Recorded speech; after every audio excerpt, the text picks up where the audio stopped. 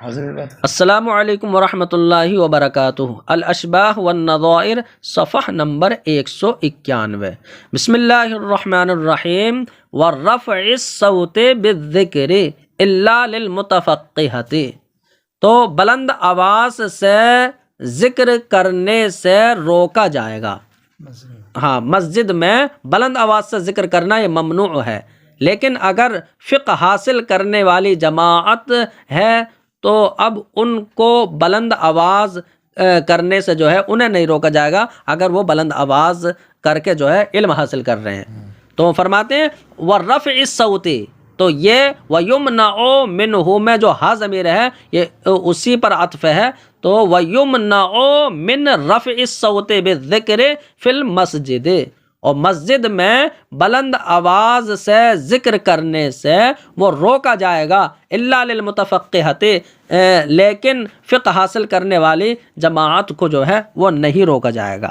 اب یہاں پر جو ممنوع ہے بلند آواز سے ذکر کرنا مسجد میں، تو اس منع سے مراد کیا ہے؟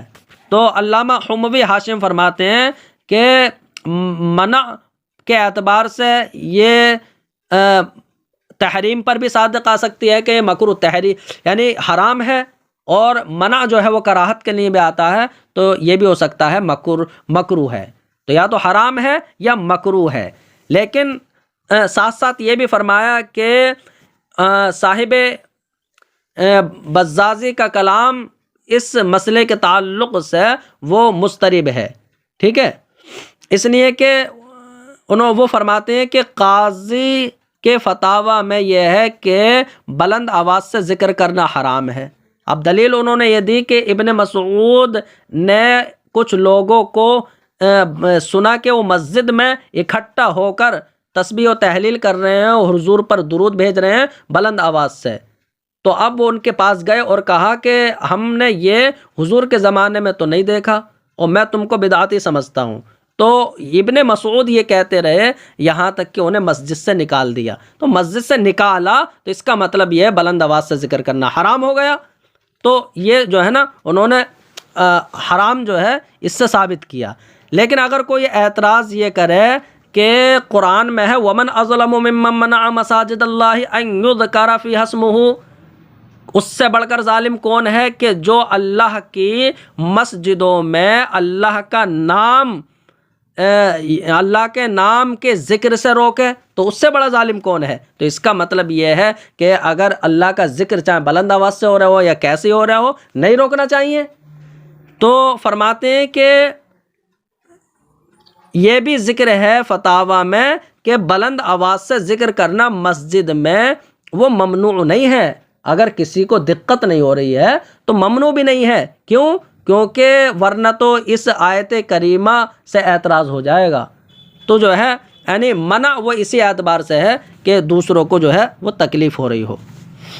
اب فرماتے ہیں کہ وَإِخْرَاجُ الرِّيحِ فِيهِ مِنَ الدُّبُرِ، اور فرماتے ہیں وَإِخْرَاجُ الرِّيحِ، تو یا وَيُكْرَهُ إِخْرَاجُ الرِّيحِ، اور مسجد میں ریح خارج کرنا یہ مکروہ ہے، تو دبر سے ریح خارج کرنا یہ مکروہ ہے، ٹھیک ہے۔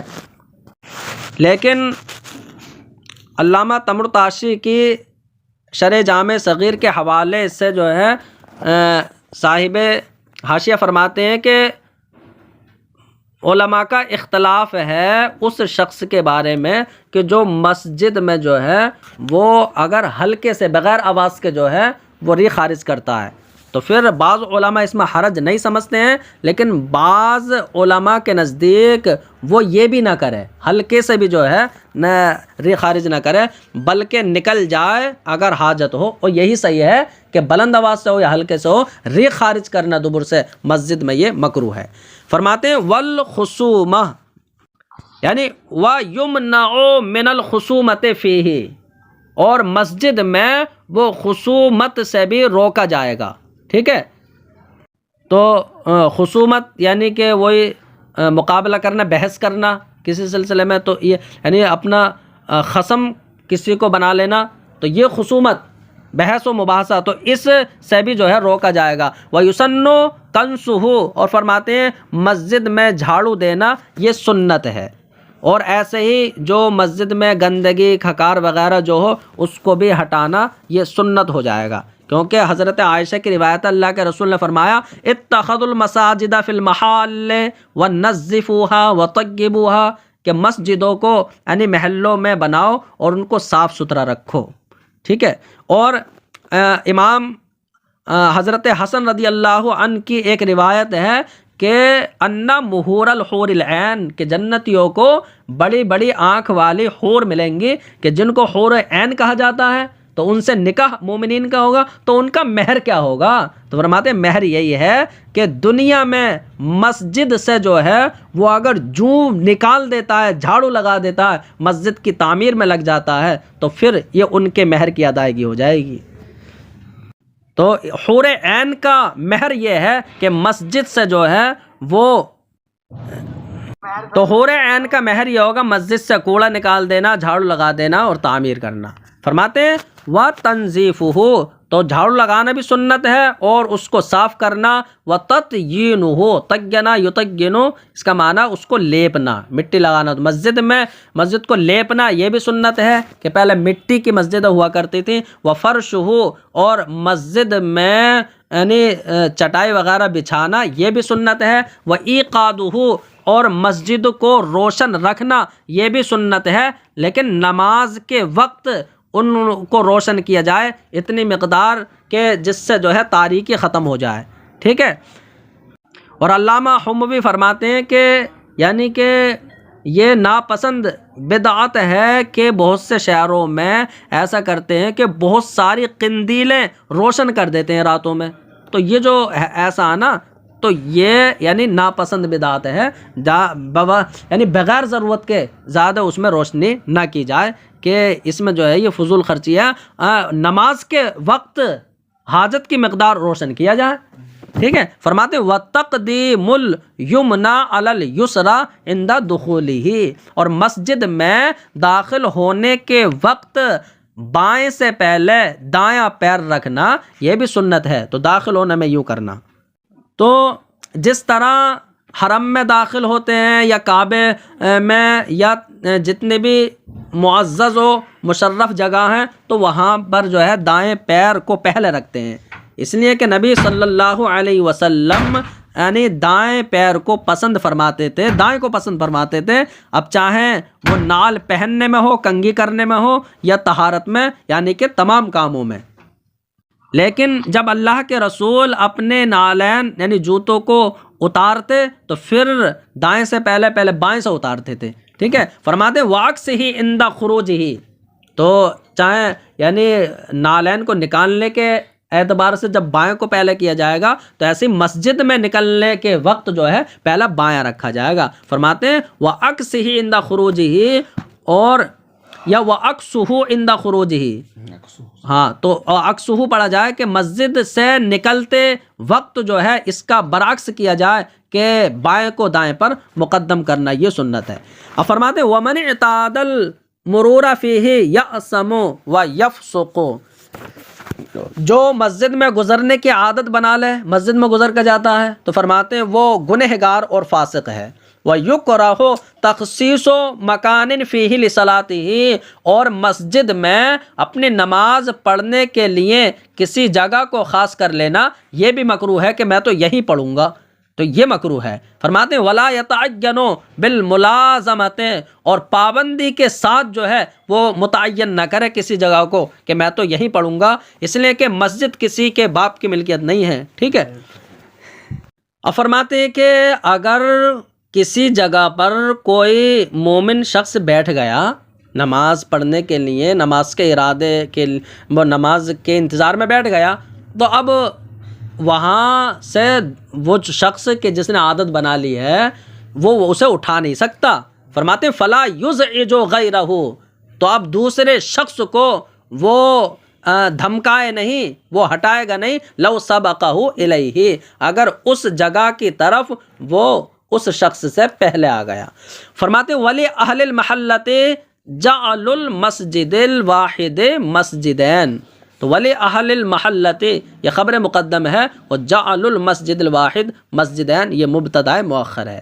فرماتے ہیں کہ محلے والوں کے لیے یہ جائز ہے کہ وہ ایک مسجد کو دو کر دیں. تو بہت بڑی مسجد ہے، ٹھیک ہے، تو اب دیوار یعنی بیچ میں کچھ کھڑی کر دیں، تو اب ایک مسجد کو دو مسجد کرنا یہ بھی جائز ہے. والاولا، لیکن کر تو دی ہے، لیکن بہتر یہ ہے کہ ان یکونا لکل طائفۃ مؤذن، کہ پھر ہر جماعت کے لیے جو ہے وہ ہر ایک کے لیے الگ مؤذن ہو، یہ بہتر ہے. اور اس کا الٹا تو یہ بھی جائز ہے. فرماتے وَلَهُمْ جَعَلُوا الْمَسْجِدَيْنِ وَاحِدًا، اور محلے والوں کے لیے یہ بھی جائز ہے کہ وہ دو مسجدوں کو ایک کر دیں. تو دو چھوٹی چھوٹی مسجدیں تھیں تو بیچ میں دیوار ہٹا کر کے اسے ایک کر دیا، تو یہ بھی جائز ہے. لیکن کب؟ مسجد جب لوگوں پر تنگ ہو جائے، تو اب اس صورت میں یعنی اس کے پہلو میں مسجد ہو تو دونوں کو ایک ملا لیا جائے، یا اس کے پہلو میں اگر کوئی زمین ہو کسی شخص کی تو پھر آیا ہے کہ قیمت دے کر مجبوراً اس سے وہ زمین لی جائے گی، مجبور کر کے جو ہے اس سے لینا بھی یہ جائز ہے. تو فرماتے ہیں کہ دو مسجدوں کو ایک کرنا یہ بھی جائز ہے. ولا تجوز اعارۃ ادواتہ لمسجد آخر، اور دوسری مسجد کے لیے کسی مسجد کے سامان کو عاریت پر دینا یہ جائز نہیں ہے کہ ایسی مانگ کے لے جائیں، تو یہ بھی جائز نہیں ہے. فرماتے ہیں ولا یشغل المسجد بالمتاع، اور سامان کے ذریعے مسجد کو گھیرا نہیں جائے گا کہ اسے مشغول کر دیا جائے. فرماتے ہیں الا للخوف فی الفتنۃ العامۃ، مگر عام فتنے کے خوف کی وجہ سے مسجد میں سامان جو ہے وہ رکھ سکتے ہیں. کہ ایسا ہوگا کہ آگ لگ گئی ہو، تو محلے میں آگ لگ گئی ہو تو مسجد اگر صحیح سالم ہے تو اس میں سامان رکھ سکتے ہیں، یا اور کچھ وجہ ہو. خاتمہ، تو یہ جو ہے نا اس فصل کا یہ خاتمہ ہے. فرماتے ہیں کہ اعظم المساجد حرمتاً المسجد الحرام، تو عزت و حرمت کے اعتبار سے سب سے عظیم مسجد جو ہے وہ مسجد حرام ہے. ثم مسجد المدینہ، پھر مسجد مدینہ ہے. ثم مسجد بیت المقدس، پھر بیت المقدس کی مسجد ہے. ثم الجوامع، پھر جامع مسجد ہے. تو یہاں پر دیکھو مسجد حرام کے بعد جو ہے وہ مسجد مدینہ ہے. تو مسجد مدینہ یہ وہ کہ جو حضور کے زمانے میں جس حد پر تھی، پھر اس کے بعد جو ہے مسجد بیت المقدس ہے. تو اس کا مطلب بعد میں جو اضافہ ہوا نا، یعنی مسجد مدینہ میں مسجد نبوی میں جو بعد میں اضافہ ہوا، تو پھر اس اضافے والی جگہ میں نماز پڑھنے سے افضل جو ہے وہ بیت المقدس کی مسجد میں نماز پڑھنا ہے. ٹھیک ہے، ہاں، علامہ نووی نے یہ بات ذکر کی ہے کہ یعنی وہ زیادتی مسجد نبوی کے حکم میں ہے. جب یہ حکم میں ہے تو بیت المقدس کی مسجد سے بھی افضل نہیں ہے. پھر ثم الجوامع، پھر جامع مسجد ہے. ٹھیک ہے، لیکن فرماتے ہیں کہ پیچھے یہ آیا ہے اس کے برخلاف کہ محلے کی مسجد جامع مسجد سے افضل ہے. اور یہاں پر کیا کہا کہ جامع مسجد ہے پھر محلے کی مسجد ہے. ٹھیک ہے، تو یہاں پر متن میں تو یہ ہے کہ افضل جامع مسجد ہے پھر محلے کی مسجد ہے. ثم مساجد الشوارع، پھر جو ہے اس سڑک پر جو مسجد ہوتی ہیں سڑک کی مسجد افضل ہے. پھر مساجد البیوت، جو گھروں میں کوئی حصہ مقرر کر لیا تھا، مسجد بیت ہے. تو فرماتے سب سے افضل مسجد حرام ہے. اس پر دلیل، تو اس پر دلیل یہ ہے کہ حاشیے میں علامہ حموی لکھتے ہیں کہ حرم کی فضیلت مدینے کی مسجد پر وہ اس فرمان رسول سے ہے کہ حضور نے فرمایا صلاۃ فی مسجدی ھذا، میری اس مسجد میں نماز پڑھنا یہ تعدل الف صلاۃ فیما سوا، اس کے علاوہ مسجد میں وہ 1000 نماز کے برابر ہے سوائے مسجد حرام کے، کہ یہ تو اس سے بھی افضل ہے، میری مسجد سے بھی افضل ہے. تو مسجد حرام سے مراد پورا جو وہ حرم ہوتا ہے، اور اس حرم کی ایک نیکی جو ہے وہ 1,00,000 نیکی کے برابر ہے. تو اس وجہ سے یہ افضل ہے. پھر فرماتے ہیں مسجد مدینہ افضل ہے، مدینے کی مسجد افضل ہے. تو اس کی فضیلت بھی جو ہے وہ اسی حدیث سے سمجھ میں آ گئی. اور ساتھ ساتھ جو ہے وہ مسجد حرام کی فضیلت اور سب سے افضل مسجد ہونے پر دلیل وہ آیت کریمہ میں ہے کہ جس میں ہے ان اول بیت وضع للناس، بے شک لوگوں کے لیے جس گھر کو سب سے پہلے بنایا گیا تو وہ مکے میں ہے، تو برکت والا جو ہے وہ مکے میں ہے۔ اور مسجد مکہ یعنی مسجد حرام کی فضیلت کی وجہ یہ بھی ہے کہ یہ سب سے پرانی مسجد ہے، کیونکہ یہ کہا گیا ان للمسجد العتیق فضلا علی غیرہ، کہ اور جو سب سے پرانی مسجد ہوگی اس کو دوسری مسجدوں پر فضیلت ہوگی۔ اور فضیلت کی یہ بھی وجہ ہے مسجد مکہ جو مسجد حرام ہے، کیونکہ اس میں جو عبادت ہوتی ہے وہ اور کہیں نہیں ہوتی ہے، وہ ہے طواف، تو وہ اسی میں ہوتا ہے۔ تو یہ اور مسجد بیت المقدس کی مسجد یہ بھی افضل ہے مسجد حرام اور مسجد مدینہ کے بعد، تو اس پر یہ دلیل ہے کہ یعنی کہ حدیث میں ہے کہ محشر یعنی حشر و نشر کی جو زمین ہے تو اس میں تم آ کر نماز پڑھو، یہ فرمایا، اس لیے کہ اس میں نماز پڑھنا 1000 نماز کے برابر ہے۔ فرماتے ہیں کہ القول فی احکام یوم الجمعۃ، تو یہ گفتگو جمعہ کے دن کے احکام کے بارے میں ہے۔ تو یوم جمعہ، تو یہ جمعہ بھی پڑھ سکتے ہیں فتح کے ساتھ، لیکن ضمہ اولا ہے جمعہ، اور اس کو جمعہ اس لیے کہا جاتا ہے کہ لوگ اس میں اکٹھا ہوتے ہیں۔ یا اس کی وجہ یہ بتائیے کہ اس دن میں بھلائیاں اکٹھی ہوتی ہیں، یا اس لیے اس کو جمعہ کہا جاتا ہے کہ کعب ابن لوئی جو ہے وہ اپنی قوم کو اس دن میں جمع کر کے وہ حرم کی تعظیم کا حکم دیتے تھے۔ یا یہ بھی کہا ہے کہ اس کو جمعہ اس لیے کہا جاتا ہے کہ حضرت آدم کی تخلیق اس میں جو ہے جمع کی گئی، یعنی ان کو اس دن میں جو ہے حضرت آدم کی تخلیق ہوئی۔ تو بہت سی وجہ ہو سکتی ہیں۔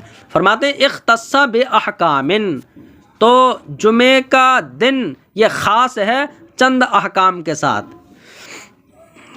تو یہاں پر جن احکام کو یہ ذکر کریں گے نا، تو زیادہ تر احکام کا تعلق نماز جمعہ سے ہوگا، جمعے کے دن کے لیے نہیں بلکہ نماز جمعہ کے لیے۔ تو فرماتے ہیں چند احکام کے ساتھ یہ خاص ہے، لزوم صلاۃ الجمعۃ، تو اگر یہ پڑھیں گے ہم تو یہاں پر مبتدا محذوف خبر مقدم محذوف نکالنا پڑے گی، منہا، ان میں سے ایک یہ ہے کہ جمعے کی نماز کا لازم ہونا، اور اگر احکام سے بدل ہو تو لزوم صلاۃ الجمعۃ، چند احکام کے ساتھ خاص ہے، اور یہ حکم ہے جمعے کی نماز کا لازم ہونا۔ تو ایک حکم یہ ہے کہ منہا لزوم صلاۃ الجمعۃ، کہ جمعے کے دن جمعے کی نماز لازم ہے، ٹھیک ہے۔ فرماتے ہیں واشتراط الجماعت لہا، اور جمعے کے لیے جماعت شرط ہے، تو جماعت کا شرط ہونا، وَكَوْنُهَا ثَلَاثَةً سِوَى الْإِمَامِ، اور کونہا میں جو ہا ضمیر ہے یہ جماعت کی ہے، اور جماعت میں امام کے علاوہ 3 لوگوں کا ہونا یہ شرط ہے۔ تو یہ شرط ہے تو اشتراط کا یہ یعنی مضاف الیہ بنے گا، یعنی وَاشْتِرَاطُ الْجَمَاعَةِ لَهَا، کہ جمعے کے لیے جماعت شرط ہے، وَكَوْنِهَا ثَلَاثَةً سِوَى الْإِمَامِ، اور جماعت میں امام کے علاوہ 3 لوگوں کا ہونا شرط ہے۔ فرماتے ہیں وَالْخُطْبَةُ لَهَا، اور جمعہ کے لیے یعنی خطبہ یہ شرط ہے، تو وَالْخُطْبَةِ لَهَا، اور جمعہ کے لیے خطبے کا شرط ہونا، ٹھیک ہے۔ فرماتے ہیں وَكَوْنُهَا قَبْلَهَا شَرْطٌ، تو شرطن نہیں شرطن ہونا چاہیے خبر، اور خطبے سے اور جماعت سے پہلے خطبے کا ہونا شرطن یہ شرط ہے، تو جماعت سے پہلے خطبہ ہو۔ وقراءۃ السورۃ المخصوصۃ لها، اور فرماتے ہیں کہ جمعے کے لیے مخصوص صورت کا پڑھنا، تو اب اس کی خبر یہ شرط نہیں ہے بلکہ جمعہ کے لیے مخصوص صورت کا پڑھنا مستحب ہے، ٹھیک ہے۔ مخصوص صورت کیا ہے؟ تو وہ سورہ اعلیٰ، سورہ غاشیہ ہے، لیکن ان پر ہمیشگی نہ برتے تاکہ لوگ یہ نہ سمجھ لیں کہ جمعے کے لیے یہی ہیں۔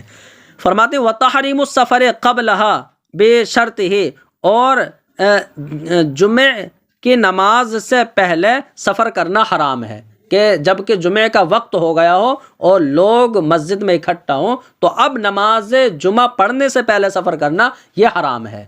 لیکن اگر ابھی جمعے کا وقت آیا نہیں ہے، پہلے سفر کے لیے نکل گیا، تب یہ جائز ہوگا. اب بشرط ہی کا کیا مطلب ہے یہاں پر؟ تو علامہ حموی حاشیے میں فرماتے ہیں کہ مصنف کا قول بشرط ہی میں غموض و استنان الغسل لہا، اور جمعہ کے لیے یعنی نماز جمعہ کے لیے غسل سنت ہے. ٹھیک ہے، اب نماز جمعہ کے لیے سنت ہے یا جمعے کے دن کے لیے سنت ہے، تو اس میں تو خود اختلاف ہے. تو ہم کہتے ہیں نماز جمعہ کے لیے غسل سنت ہے. فرماتے ہیں وطیب، اور خوشبو لگانا سنت ہے، ولبس الاحسن، اور اچھے کپڑے پہننا جو ہے یہ سنت ہے. اور ایسے ہی عید میں بھی اچھے کپڑے پہننا وہ سنت میں ہی آئے گا. فرماتے ہیں وتقلیم الاظفار، اور جمعے کے دن ناخن تراشنا یہ بھی جو ہے وہ سنت ہے. فرماتے ہیں کہ ہاشم فرماتے ہیں کہ اگر یہ کوئی شخص یہ دیکھے نا کہ حد سے زیادہ بڑھ جائیں گے، جمعے کے دن سے پہلے یہ ناخن بہت زیادہ بڑھ جائیں گے، تو پھر اس کے باوجود بھی اگر وہ جمعے کے دن تک مؤخر کرتا ہے تو یہ مکروہ ہوگا. ناخن کیونکہ بہت بڑے ہو جائیں گے نا، اور لمبے ناخن ہونا یہ رزق میں تنگی کا باعث ہے. اور اگر وہ یہ دیکھتا ہے کہ جمعے کے دن تک اتنے زیادہ نہیں بڑھیں گے، تب جو ہے جمعے کے دن کی برکت حاصل کرنے کے لیے جمعے کے دن جو ہے وہ کاٹنا مستحب ہوگا. کیونکہ اللہ کے رسول نے فرمایا ہے کہ جو جمعے کے دن اپنے ناخنوں کو تراشے تو اللہ رب العزت دوسرے جمعے تک اسے بلاؤ سے محفوظ کر دیتا ہے. فرماتے ہیں وحلق الشعر، اور بال مونڈنا سنت ہے جمعے کے دن، لیکن بعدها افضل، جمعے کے بعد جو ہے وہ افضل ہے، تاکہ جمعے کی جو ہے وہ برکت حاصل ہو جائے تو جمعے کے بعد جو ہے وہ کاٹے، تو جمعے کی برکت بھی حاصل ہو جائے گی، اور جو اس کے بال ہوں گے تو وہ یہ گواہی بھی دیں گے کہ اس نے جمعہ پڑھا ہے. اس لیے کہ قرآن میں ہے وَيَوْمَ تَشْهَدُ عَلَيْهِمْ، اور لوگوں پر جو ہے ان کے اجزاء وہ گواہ بنیں گے اس دن. تو اب اگر بالوں کو بعد میں کاٹے گا تو یہ اس کے لیے گواہی دیں گے، تو اس لیے بعد میں افضل ہے. والبخور فی المسجد، اور مسجد میں لوبان سلگانا تو وہ خوشبو کے طور پر تو یہ بھی سنت ہے. والتبکیر لہا، اور نماز جمعہ کے لیے جلدی کرنا تو یہ بھی سنت ہے. ٹھیک ہے، تو اسی وجہ سے فرماتے ہیں کہ جمعے میں ابراد نہیں ہے، کیونکہ نماز جمعہ کے لیے تو تبکیر جلدی کرنا یہ مستحب ہے. تو اس کا مطلب جمعہ جو ہے وہ ظہر، لیکن کچھ لوگوں نے یہ ذکر کیا ہے کہ جمعہ ظہر کی طرح ہے، جیسے ظہر وہ جاڑوں میں الگ اور گرمیوں میں وہ بعد میں پڑھا جائے وہ افضل ہے. فرماتے ہیں والاشتغال بالعبادت الی خروج الخطیب، تو خطیب کے نکلنے تک عبادت میں مشغول ہونا یہ بھی سنت ہے. واستنان الاغتسال بالعبادت، فرماتے ہیں ولا یسن الابراد بها، اور نماز جمعہ میں ابراد یہ سنت نہیں ہے، یعنی اس کو ٹھنڈا کر کے پڑھنا یہ سنت نہیں ہے. لیکن علامہ ابن نجیم مصری نے کنز الدقائق کی شرح میں یہ لکھا ہے کہ جمعہ ظہر کی طرح ہے، مقدم و مؤخر کرنے میں تمام وقتوں میں. تو یہاں پر کہہ رہے ہیں کہ اس میں ابراد مسنون نہیں ہے، تو یہ اس کے مخالف ہوا. وَيُكْرَهُ إِفْرَادُهُ بِالصَّوْمِ، اور جمعے کے دن تنہا روزہ رکھنا یہ مکروہ ہے. تو شاید اس کی وجہ یہ ہو سکتی ہے کہ جمعے کا دن جو ہے وہ عید ہے مسلمانوں کے لیے، تو اس کا روزہ وہ مکروہ ہوگا، تو تنہا جمعے کا روزہ رکھنا یہ مکروہ ہے. لیکن امام اعظم اور امام محمد کے نزدیک جمعے کے دن روزہ رکھنے میں کوئی حرج نہیں ہے. اور فرماتے ہیں وَإِفْرَادُ لَيْلَتِهِ بِالْقِيَامِ، اور جمعے کی رات کو قیام کے ساتھ منفرد کر لینا، خاص کر لینا، تو یہ بھی مکروہ ہے، یعنی خاص کر اس کی رات میں قیام کرنا یہ مکروہ ہے. تو کیوں مکروہ ہے؟ تو علامہ حموی حاشم فرماتے ہیں کہ حدیث ہے حضرت ابو ہریرہ کی کہ حضور نے فرمایا لا تخص لیلۃ الجمعۃ بقیام من بین اللیالی، کہ تمام راتوں میں سے صرف جمعے کی رات میں قیام کرنے کو خاص نہ کرو۔ تو یہ حضور نے فرمایا، تو جب اس رات سے نہیں ہے تو اس کے علاوہ صرف ایک کسی رات کو خاص کر لینا تو یہ تو بدرجہ اولا منع ہوگا، کیونکہ خاص کر لینا یہ بدعت ہے۔ فرماتے ہیں وَقِرَاءَةُ سُورَةِ الْكَهْفِ فِيهِ، اور جمعے کے دن میں سورہ کہف کا پڑھنا جو ہے یہ مکروہ ہے۔ تو جمعے کے دن میں سورہ کہف کا پڑھنا جو ہے یہ مکروہ ہے، لیکن کراہت صرف ایسے ہی نہیں ہے۔ علامہ حموی ہاشم فرماتے ہیں کہ جمعے کے دن میں سورہ کہف کے پڑھنے پر ہمیشگی برت لینا کہ اس کے علاوہ دنوں میں نہیں پڑھوں گا، میں اسی میں پڑھوں گا، تو یہ مکروہ ہے۔ تو کراہت کی علت وہ جمعے کے دن میں پڑھنا نہیں ہے، کراہت کی علت یہ ہے باقی دنوں کو چھوڑ کیوں رہا ہے، یہ تو باقی کو چھوڑنا ہے۔ فرماتے ہیں اب یہ دیکھو کہ 3 وقتوں میں نفل نماز پڑھنا مکروہ ہے، ایک تو طلوع شمس، غروب شمس اور استواء شمس کے وقت، لیکن قاضی ابو یوسف کا قول یہ ہے کہ استواء کے وقت جو ہے نفل نماز پڑھنا مکروہ نہیں ہے جمعے کے دن۔ تو وہی فرماتے ہیں کہ وَنَفِيَّ کراہت النافلۃ، تو یہ اس پر عطف ہوگا بِأَحْكَامٍ لزوم صلاۃ الجمعۃ۔ تو لزوم صلاۃ الجمعۃ اگر بدل کی بنیاد پر پڑھا جائے کہ جمعے کی نماز کا لازم ہونا اور نفل نماز کا مکروہ نہ ہونا استواء شمس کے وقت، قاضی ابو یوسف کے مصح اور معتمد قول کی بنیاد پر تو یہ یعنی مکروہ نہیں ہے، لیکن جو متون اور شروع میں جو ہے نا یعنی جو مفتہ بھی ہے وہ اس کے خلاف ہے۔ فرماتے ہیں وَهُوَ خَيْرُ أَيَّامِ الْأُسْبُوعِ، اور جمعہ کا دن یہ ہفتے کے دنوں میں سب سے بہتر ہے۔ وَيَوْمُ عِيدٍ، اور جمعہ کا دن یہ عید کا دن ہے۔ اب اگر کوئی یہ کہے کہ جمعہ کا دن افضل ہے رات، تو یہاں پر جمعہ کا دن کو افضل کہا جائے گا، اس لیے کہ